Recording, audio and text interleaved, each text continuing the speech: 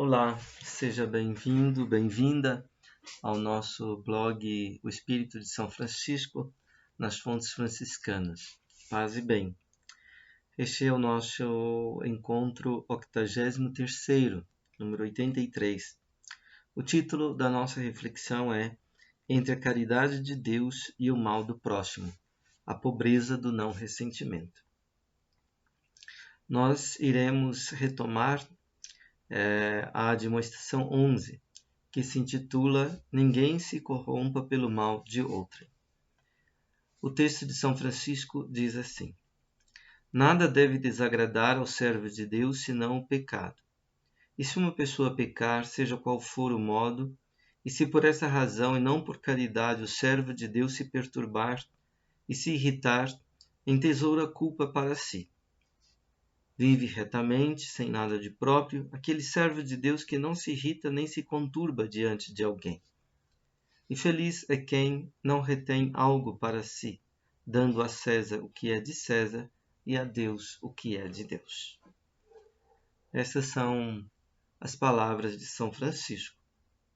Vamos agora propor uma reflexão sobre elas. Se na admoestação 8ª, São Francisco falava da inveja, pela qual nós nos entristecemos pelo bem do próximo, nesta admoestação 11, ele nos ensina sobre o modo como convém nos comportarmos com o mal do próximo, advertindo-nos que é preciso cuidarmos para que este mal, isto é, o seu pecado, não nos leve a nos corromper. Se na admoestação 9 São Francisco nos ensinava a amar os inimigos e a mostrar-lhes direção, e se na admoestação 10 ele nos ensinava que o inimigo decisivo não é nenhum outro ser humano, nem algum demônio ou diabo, mas é o corpo do pecado em nós, isto é, o nosso eu indolente, arbitrário, tirânico, nesta admoestação 11 ele nos adverte para não nos deixarmos corromper pelo pecado do outro ser humano, lembrando-nos que somos responsáveis pelas repercussões que o mal do outro, isto é, a sua culpa, o pecado, tem sobre nós. Lembremos de nossa chave de leitura das admoestações. Elas não nos dão a pensar. E tudo o que elas nos dão a pensar tem a ver com a ideia, isto é, com a iluminação primordial que o Evangelho concede no discipulado de Jesus Cristo, o Deus encarnado e crucificado. Deus é caridade. As admoestações ensinam, a cada novo passo, esta verdade evangélica fundamental e procuram convidar-nos à pobreza do espírito, que nos possibilita a liberdade para nos deixarmos reger por esta iluminação em todos os nossos relacionamentos com o todo da vida, e assim conosco mesmos e com os outros, bem como com todas as criaturas. Vejamos, pois, o que São Francisco nos dá a pensar nesta admoestação. Primeiramente, São Francisco enuncia um princípio. Nada deve desagradar ao servo de Deus senão o pecado. Isso está no primeiro verso da admoestação. O que isso nos dá a pensar?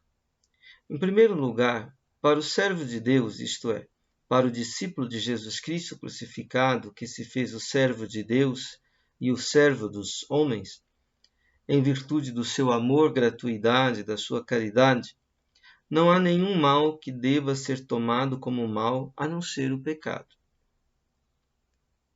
O mal da culpa, o mal do pecado, é o mal que realmente traz em si a marca da maldade, do mistério da iniquidade. É o mal como esquecimento de Deus, de seu amor primeiro. É o mal como aversão a Deus e conversão às criaturas. Uma conversão que corrompe, pois nela as criaturas são tomadas não a partir do mistério da gratuidade, mas sim em função de nossas cobiças egoísticas. É o mal como rebelião à regência do amor-caridade e à sua ordem. Este mal é o que deve desagradar ao discípulo do Deus de Jesus Cristo. Ao aderir a este mal pela desobediência, isto é, pela incapacidade de escuta discipular e filial, o ser humano nega a sua própria dignidade de filho no Filho, de ter sido criado para ser conforme a imagem do Filho, segundo o corpo, e para ser semelhança do Pai, segundo o Espírito, para recordar as palavras de outra demonstração de São Francisco.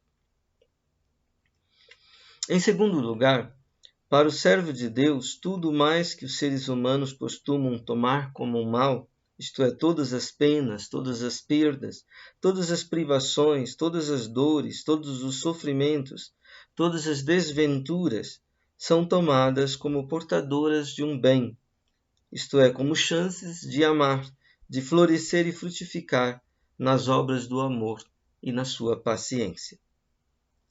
A propósito disso, podemos recordar o ensinamento do dominicano mestre Eckhart, do século XIV, no livro que escreveu para a rainha Inês da Hungria, cujo marido tinha morrido, cujo pai tinha sido assassinado e cuja vida tinha sido reduzida ao desprezo, à solidão e à penúria. Livro este que foi intitulado O Livro da Divina Consolação. O dominicano lhe escreve, abre aspas, diz Santo Agostinho, para Deus nada é distante ou demorado. Se queres que nada seja distante nem demorado para ti, conforma-te a Deus, pois ali 1000 anos são como o dia de hoje. Da mesma forma, digo eu, em Deus não há tristeza, nem sofrimento, nem desventura. Se queres ver-te livre de toda desventura e sofrimento, segura-te e volta-te com lealdade a Deus somente. Por certo, a fonte de todo sofrimento está em não te converteres para Deus somente. Com efeito, se lá estiveres informado e nascido na justiça somente, coisa nenhuma te faria sofrer, assim como nada faz sofrer ao próprio Deus justo. Fecha aspas. Isso está em O Livro da Divina Consolação e outros textos seletos, editado pela editora Vozes, ano 1999, páginas 54 e 55. Continuamos nossa reflexão. Para o servo de Deus, que é um homem de boa vontade, todas as coisas se tornam boas, mesmo as ruins. No modo como ele as recebe e as suporta, dispõe-se à conversão para Deus, e assim elas se lhe tornam um bem. Entretanto, como se comportar para com o verdadeiro mal, o mal autêntico, genuíno, que é o pecado, em se tratando do pecado do outro? São Francisco ensina. Vamos ler o segundo verso desta demonstração que estamos comentando. E se uma pessoa pecar, seja qual for o modo, e se por esta razão e não por caridade o servo de Deus se perturbar e se irritar, entesoura culpa para si. Estas são as palavras de São Francisco, que contém uma remissão à carta aos Romanos de Paulo, capítulo 2, versículo 5. Seguimos nossa interpretação. A perturbação e a ira face ao pecado do outro são elas mesmas um entesourar culpa para si, um implicar-se e complicar-se com o pecado, à medida que nasce de uma atitude de julgamento do outro e de vindicação e ressentimento em relação a Deus. Quando nos colocamos como juízes dos outros e os condenamos, ficando em nossos sentimentos perturbados e irados com eles, nós nos consideramos superiores a eles. Tal atitude de julgamento e tais sentimentos de perturbação e ira mostram que já não nos encontramos no vigor da minoridade e da fraternidade, em meio aos desafios e vicissitudes da convivência humana. Ao nos colocarmos nesta atitude, deixamos que o pecado do outro nos corrompa. Corromper-se quer dizer declinar do vigor salutar do bem, que desde faz cada coisa chegar à plenitude de seu vigor de ser. Bem como romper a unidade que o ser e o bem concedem, isto é, abandonar a harmonia, a paz. Corrupção é a perda da cordialidade, da gratuidade e da jovialidade. É a perda da limpidez do ser, isto é, do viver, do sentir, pensar e querer. Corrupção é apodrecimento, que leva a vida humana a se estagnar, o que faz criar lodo na alma do homem, faz apodrecer as suas energias vitais, é o ressentimento. O ressentimento nasce de uma atitude vindicativa. Vindicar, isto é exigir justiça, né? Mas onde a gente se coloca como acima, como juiz dos outros. O ressentido se põe a si mesmo como juiz de tudo e de todos, da vida, do mundo, de Deus, e reivindica que a sua medida de justiça seja seguida. O ressentido quer endireitar o mundo, a vida, segundo suas medidas e seus padrões de valor, que são, no fundo, unilaterais e insuficientes. Deus mesmo é por ele julgado e condenado, na medida em que não corrige o mundo logo, na medida em que parece ausente ou fraco diante da injustiça do mundo. Neste caso, o servo de Deus se esquece de ser servo de Deus e se coloca na posição de Senhor de Deus e seu juiz. Ele exige que Deus mesmo preste contas de sua justiça e do seu poder, no seu modo de reger o universo, o mundo, a história. Frei Hermógenes Harada, num de seus escritos, diz, abre aspas, pessoa perturbada, enraivecida, tem uma concepção mágica de Deus. Deus, para ela, é aquele que resolve problemas. São Francisco, pelo contrário, pensa em Deus como aquele que é misericórdia, sensível diante da fragilidade moral, física, econômica, social do outro. Quem é mais Deus? Quem é mais Deus? Um Deus que resolve problemas ou um Deus que ama os frágeis? Quando nos revoltamos contra a injustiça do mundo, dizemos, como é que Deus, sendo todo-poderoso, não intervém?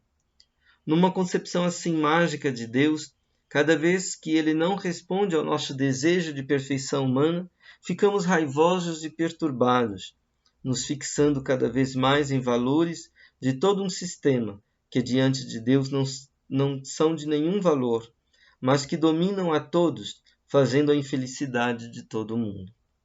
Sempre esquecemos que o Deus de Jesus Cristo é um Deus novo, uma experiência toda nova, uma maneira toda revolucionária de entender a Deus. O Deus de Jesus Cristo não é um Deus que resolve problemas, mas um Deus que ama. São Francisco era muito forte em pesquisar a Deus e nos provoca a revisar a nossa compreensão usual de Deus. Fecha aspas. Seguimos nossa reflexão.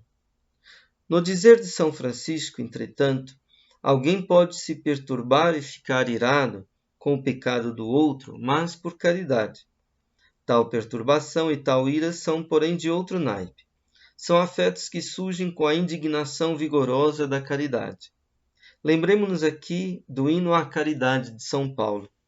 Se ele diz que a caridade é paciente, a caridade é benigna, não é invejosa, que ela não é orgulhosa, não se ensoberbece, que não é descortês, não é interesseira, não se irrita, não guarda rancor.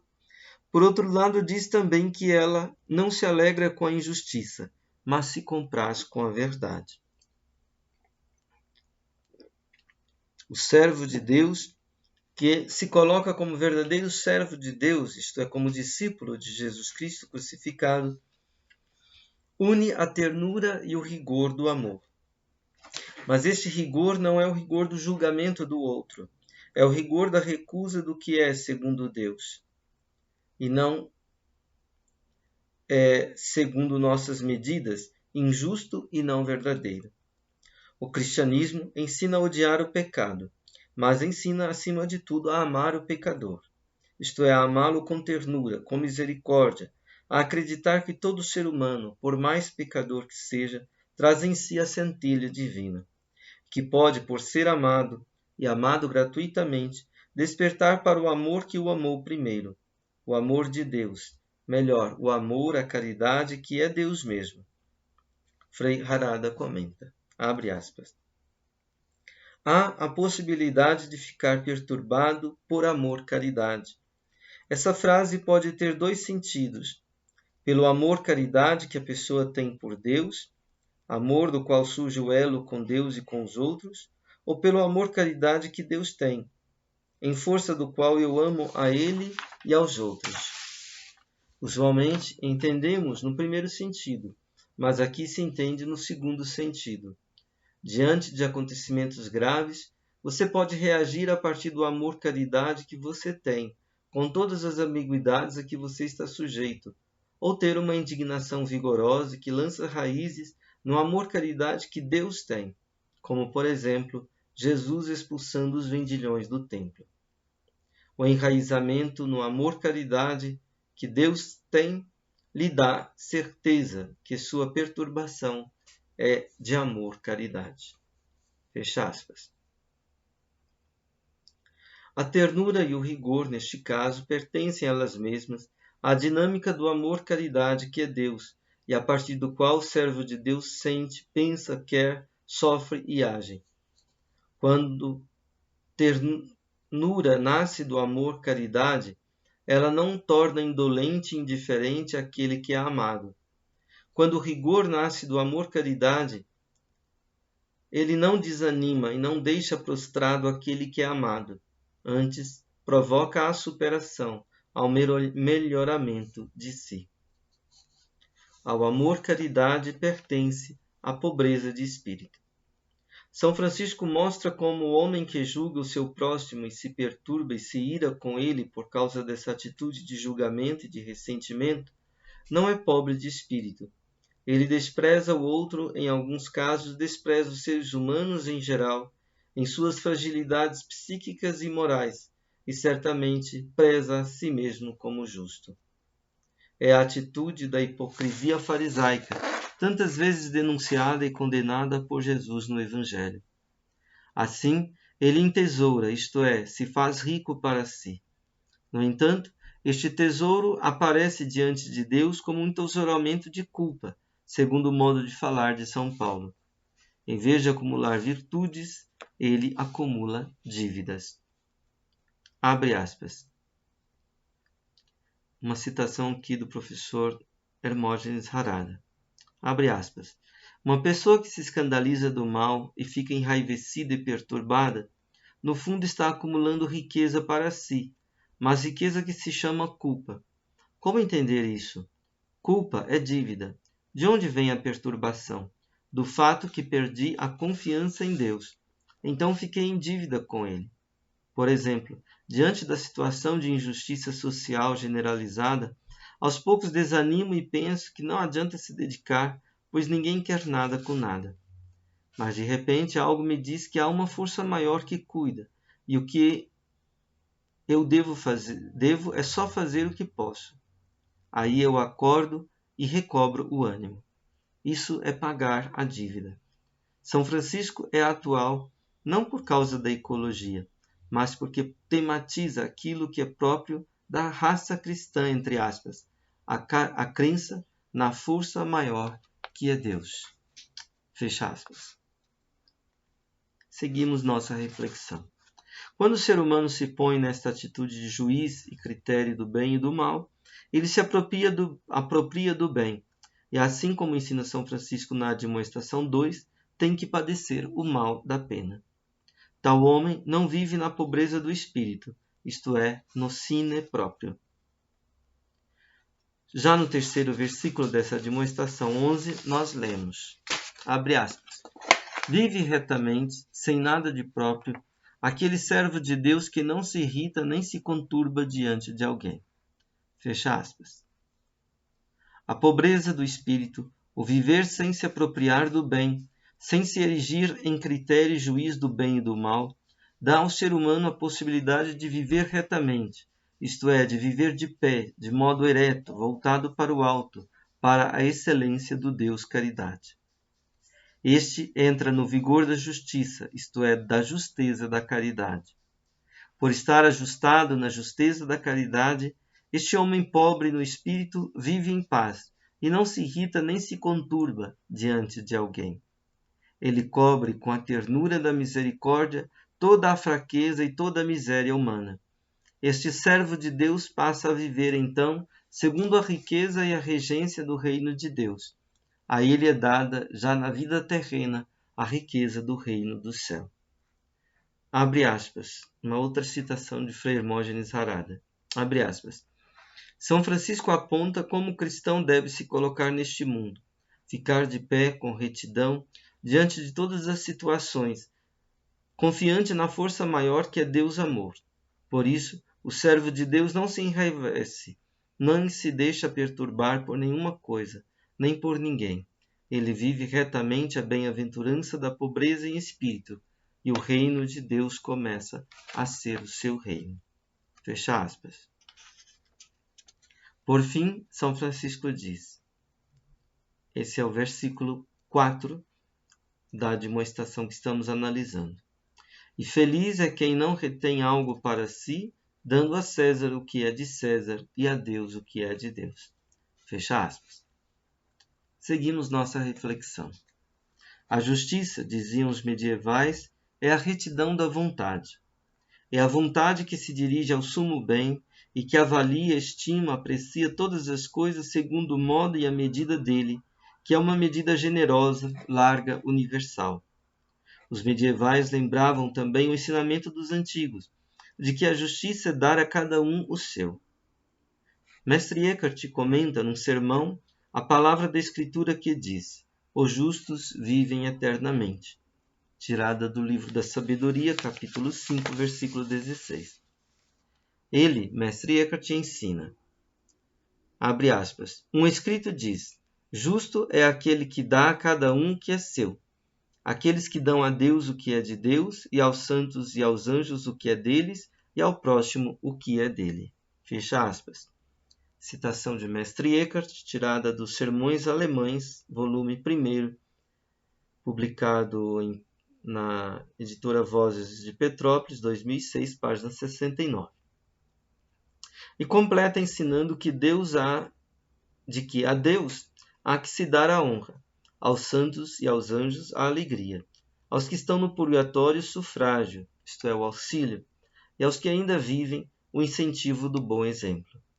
Quem vive assim, dando a cada um o seu, não retém nada para si, é desprendido, é pobre no espírito. E no vazio desta pobreza, aflui para ele toda a riqueza da fonte da bondade fontal, do sumo bem. São Paulo diz, no seu hino já mencionado, a caridade não é interesseira. Ela não busca para si o seu interesse. Seu único interesse é dar a cada um o seu. Nisso, o homem é regido pela caridade, que vive retamente sem nada de próprio. Tem a maior felicidade que o mortal pode ter. Sua alegria está em dar, de maneira generosa, dadivosa, movido pela gratuidade fontal de Deus. Mestre Eckhart diz, abre aspas, quem são os que honram a Deus? São os que deixaram totalmente a si mesmos, e de modo algum nada buscam do que é seu em nenhuma coisa, seja o que for, grande ou pequeno. Não veem nada abaixo nem acima de si, nem ao seu lado nem em si mesmos, que não procuram bem, honra, conforto, prazer, utilidade nem interioridade, nem santidade, nenhuma recompensa, nem mesmo o reino dos céus, e que se tornaram exteriores a tudo isso, a tudo que é seu. Dessas pessoas, Deus recebe honra, e elas honram a Deus no sentido próprio, dando a Deus o que é de Deus. Fecha aspas. A citação do mesmo lugar do livro Sermões Alemães, volume 1. Seguimos nossa reflexão. Este homem não se apropria de nenhum bem, vive retamente sine proprio. Como diz São Francisco no versículo 3, uma expressão que também aparece na regra, viver sem nada de próprio. Ele não reserva nada para si, esvazia-se totalmente, e Deus pode entrar nele com toda a sua plenitude de bondade. Para São Francisco, que recorda o dito de Jesus, Deus é o único bem. É a citação de Lucas 18, 19, que São Francisco retoma, por exemplo, nas horas, na oração dos louvores para as horas do ofício da paixão. Todo o bem que flui no universo provém de Deus e pertence a Deus. Seja onde, quando for, em que for, como for, que o bem se realiza no universo, este bem provém de Deus e pertence a Deus. O pior mal que o ser humano pode fazer é apropriar-se do bem, como se ele fosse a fonte e o destinatário de todo o bem. O pobre de espírito é aquele que se expropria de todo o bem. Mestre Eckhart diz até da interioridade e da santidade, e restitui todo o bem que toma corpo nele e através dele ao Deus caridade. Terminemos nossa reflexão com um comentário do Frei Hermógenes Harada. Abre aspas. Quando você fica irado ou perturbado, por mais justo que isso pareça, ainda não está no ponto, ainda não entendeu bem a mensagem do Evangelho, ainda não vive retamente, ainda não está de pé neste mundo de Deus. Para São Francisco, a realidade maior é outra. Ele entende que todo o bem que acontece nesse mundo, todo o carinho de mãe, de pai, de irmãos, mesmo de um torturador que por um momento fica com pena e dá um copo de água ao torturado, todo este bem que acontece é a atuação de Deus no mundo. Deus atuando é caridade. Se Ele é caridade, você não pode ficar irado. O que você pode é ficar triste, porque um amor assim não é correspondido, mas isso é bem diferente de ficar irado. Quanto mais você simpatiza com esta visão e acredita nela, cada vez mais se dispõe para não se apossar desse bem. Cada vez mais entende que de nossa parte só fazemos o mal, porque jamais conseguimos fazer isso a partir de nós, sempre querendo outra coisa, porque aquele bem não é glorioso, porque antes é muito vil.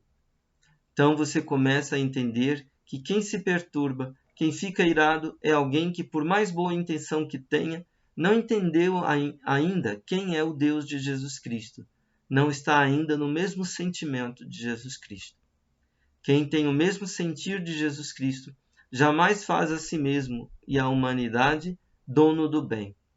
Não é o homem que ama, somos o lugar onde Deus ama. Tomar esta atitude é dar a Deus o que é de Deus e a César o que é de César. Fecha aspas. Muito obrigado pela sua atenção, pela sua paciência e até a próxima oportunidade. Paz e bem.